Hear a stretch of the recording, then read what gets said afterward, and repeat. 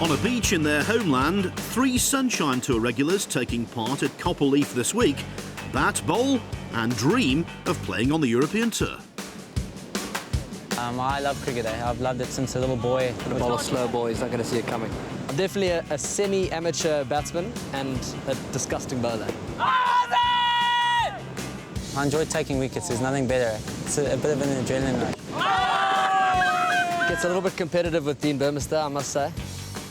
Anytime you get Kenzie out, it's good fun, eh? I tell you. That was an intentional shot! I think all those years in Bloom, he's got a bit of a chip on his shoulder, so... We got him! Knock that ego down a little bit, just a fraction. Dean Burmester! It's boiling hot. It's been scorching since we got here. So. Pro golfers form bonds with their fellow competitors, and the South Africans are a tight-knit group. You know, it's not like any other sport where guys don't help their opposition. Essentially, we're all competing against each other, but if a guy phones and says, hey, dude, I got a house, 10 minutes from the course, it's always a lot more fun. There's a lot more camaraderie. You get to chat to all the guys. You're watching different TV programs at night, and you learn new bright techniques and everything. So,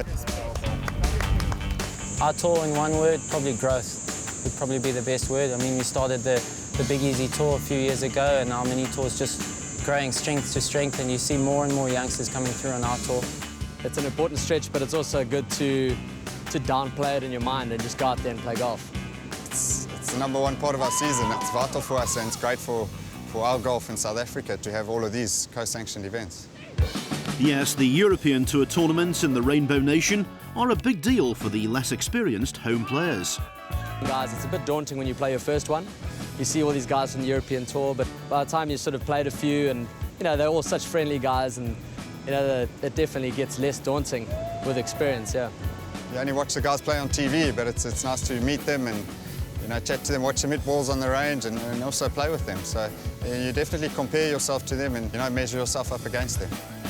You try and stay in your own space, but it's definitely cool watching guys' routines, like practice routines. Just learning. You've got to be a sponge. When they come over, you've just got to be a sponge.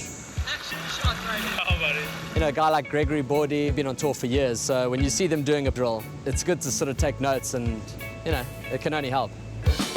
This country is a production line of talent, and 2011 Masters champion Charles Schwartzel is a firm believer in the benefits of aspiring to play the European Tour. Definitely. I mean, even speaking to Charles, he says you're playing against the world's best week in, week out, different conditions, you come from different things, it's a lot tougher. Europe, I think, is the best place to hone your whole game. I've gone to Q School there, I think, the last 3 years, and that's the route I'm still going to try this year again. So definitely I'm going to keep going for that card in the European Tour. Some guys get their breaks and they take advantage of those breaks. Other guys, their breaks might come later in life. Other guys have different priorities, family and stuff like that. So, like I say, when you get the break, you've got to take it with both hands and run with it. Maturity and experience, it actually goes a lot further than I would have thought a few years ago.